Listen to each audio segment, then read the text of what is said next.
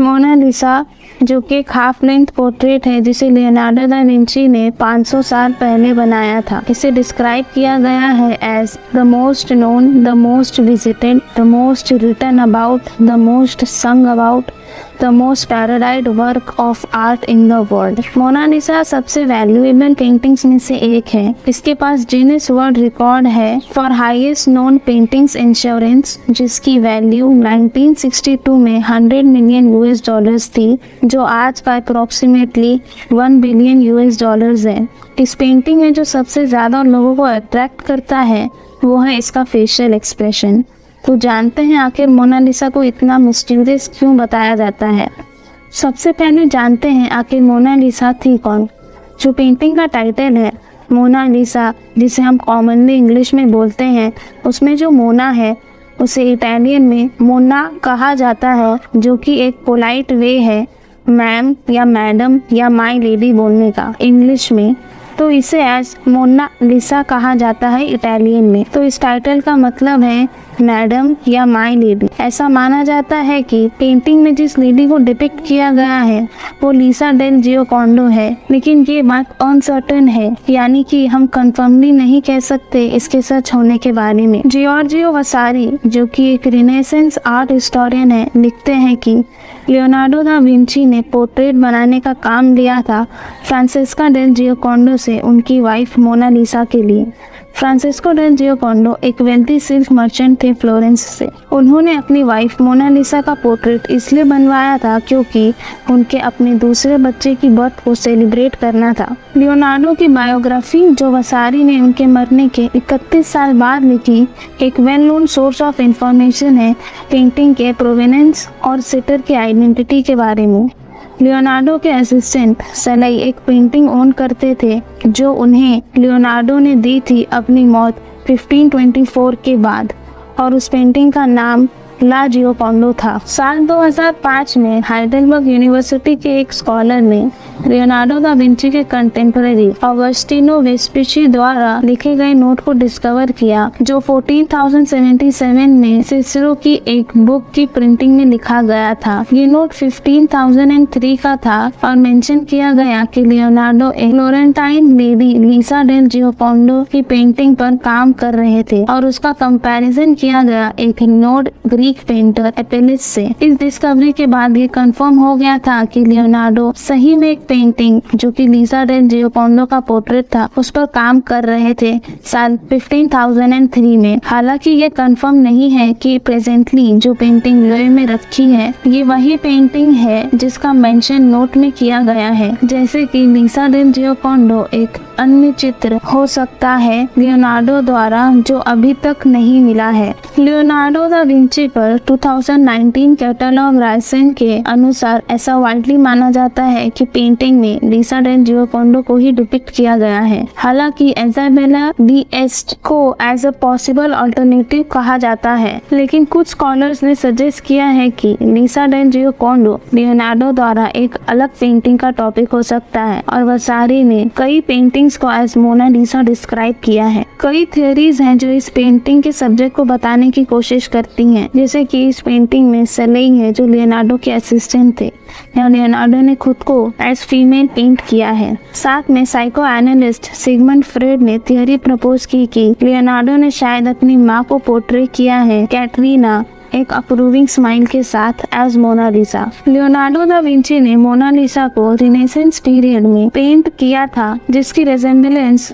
उस समय virgin Mary से थी, क्योंकि उन्हें as an ideal for womanhood consider किया जाता था। पेंटिंग में जो लेडी है उसे डिपिक्ट किया गया है सिटिंग पोजेटो आर्म चेयर में, और वो काफी रिलैक्स्ड मैनर में है। उनकी आंखें ऑब्जर्वर पर फिक्स रहती हैं, मानो वो उसको देख रही हो, जिसकी वजह से इस पेंटिंग में एक सेंस ऑफ लाइवलीनेस है। लियोनार्डो ने इसे अपनी टेक्निक फुमाटो से अचीव किया, जिसमें आउटलाइंस ड्रॉ नहीं की जाती बल्कि कलर्स को सॉफ्टली इजीली ब्लेंड कर दिया जाता है, जिसकी वजह से एक एम्बिगुअस मोड यानी कि अनक्लियरनेस या फिर आपको एक ही चीज मल्टीपल तरह से समझ में आने लगेगी, जो इस पेंटिंग में पर्टिकुलरली माउथ के कॉर्नर्स पर है और आंखों के कॉर्नर्स पर है, जो इस पेंटिंग को और भी ज्यादा एनिग्मेटिक चार्म देते हैं। मोनालिसा को एक इमेजिनरी लैंडस्केप के आगे डिपिक्ट किया गया है और लियोनार्डो पहले ऐसे पेंटर थे जिन्होंने एरियल पर्सपेक्टिव को यूज किया। जो बैकग्राउंड में है उसमें वास्ट लैंडस्केप है, जैसे कि आइसी माउंटेन्स, विंडिंग पाथ और एक डिस्टेंट ब्रिज, जो बहुत कम हिंट देता है ह्यूमन प्रेजेंस का। मोनालिसा की क्लियरली विजिबल आईब्रोज या आईलैशेस नहीं है, जबकि वसारी ने उन्हें डिटेल में डिस्क्राइब किया है। लेकिन साल 2007 में फ्रेंच इंजीनियर पास्कल कॉर्ट ने मोनालिसा के हाई रेजोल्यूशन स्कैन किए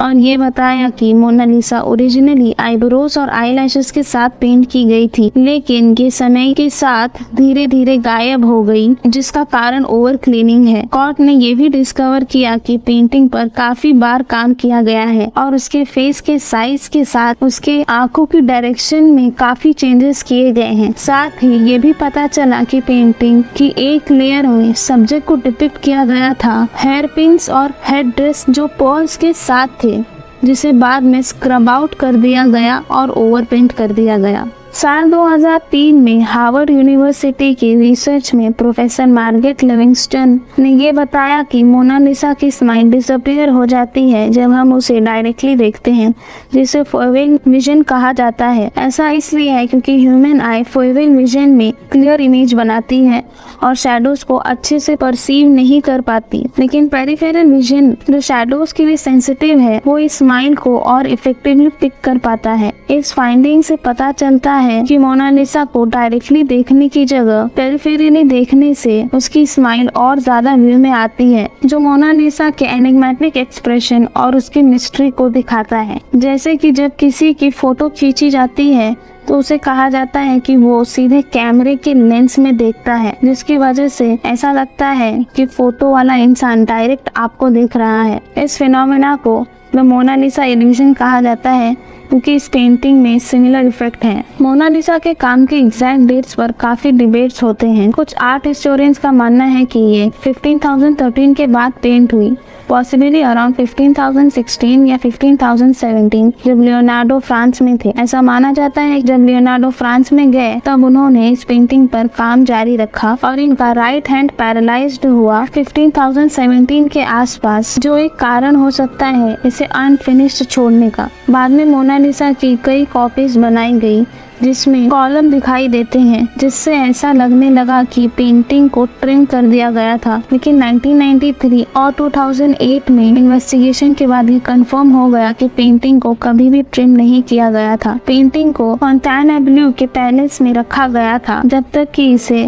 लुई 16 ने पैलेस ऑफ वर्साइलेस में नहीं रखा और फ्रेंच रेवोल्यूशन के बाद ये परमानेंट डिस्प्ले पर गई लुई म्यूजियम में। लेकिन 1821 में पेंटिंग ने ल्यूलरीज पैलेस में नेपोलियन के बेडरूम में कुछ समय बिताया। अब तक भी ये पेंटिंग पब्लिक में इतनी फेमस नहीं थी जितनी कि ये आज है। ये सबसे ज्यादा फेमस हुई 1911 में जब इसे लुई म्यूजियम से चुरा लिया गया। मोनालिसा की चोरी जो 21 अगस्त 1911 में फ्रांस में पेरिस के लुई म्यूजियम में हुई थी, इसे विंसेंजो पेरुजिया जो कि खुद म्यूजियम के एम्प्लॉय थे, उन्होंने अंजाम दिया था। पेरुजिया रात भर म्यूजियम में छिप गया और जब म्यूजियम बंद हुआ तो इन्होंने मोनालिसा को दीवार से निकालकर अपने कोट के अंदर छुपा लिया और म्यूजियम के बाहर मोनालिसा को ले गया। पेरुजिया ने इसे अगले सालों तक छुपा के रखा। पेरुजिया ने ये क्लेम किया कि वो इस पेंटिंग को इटली को वापस करना चाहता था और नेपोलियन ने इसे चुराया था, तो ये उस कंट्री में रहे जहाँ पर इसका ओरिजिन हुआ था। लेकिन इन्हें चोरी के लिए दोषी ठहराया गया और इटली में इन्हें एक पेट्रियोटिक हीरो की तरह देखा गया और उसकी सजा कम कर दी गई। पेंटिंग इवेंचुअली रिकवर हुई और लुई म्यूजियम लौट आई। ये चोरी एक ग्लोबल सेंसेशन बन गया था जिसके चलते ये इतनी फेमस हो गई। मोनालिसा पर कई हमले हुए इसे बर्बाद करने के लिए। जैसे कि 1956 में बोलिवियन मैन ने पेंटिंग पर एक पत्थर फेंका और ये इतनी फोर्स से फेंका गया कि इसने कांच के बने केस को तोड़ दिया और एक स्पेक ऑफ पिगमेंट हट गई। 2009 में रशियन वुमेन ने सिरेमिक टीका फेंक के दे मारा पेंटिंग पर। फॉर्चुनेटली पेंटिंग को कोई डैमेज नहीं हुआ। मोनालिसा पिछले 500 साल से वेल प्रिजर्व्ड है, जबकि कई बार कंजर्वेशन ट्रीटमेंट्स में गई है, पर इसे फुल्ली कभी भी रिस्टोर नहीं किया गया है। 1933 में एनालिसिस ने रिवील किया कि रिस्टोरिंग के कारण पेंटिंग डार्क हो गई है। मोनालिसा को हाईली कंट्रोल्ड एनवायरनमेंट में रखा गया है। इसे बुलेट प्रूफ ग्लास केस और ह्यूमिडिटी अराउंड 50% के साथ बेड ऑफ सिलिका जेल में रखा गया है ताकि फ्लक्चुएशंस को रेगुलेट किया जा सके। टेम्परेचर को भी अराउंड 15 to 21 डिग्री सेल्सियस पर ही रखा जाता है ताकि पेंटिंग को एनवायरमेंटल डैमेज से प्रोटेक्ट किया जा सके। इसे एलईडी लाइन से एलिमिनेटेड रखा जाता है जो स्पेशली इसके लिए बनी है। इसे 2005 में लगाया गया जो हार्मफुल रेडिएशन को कम करता है।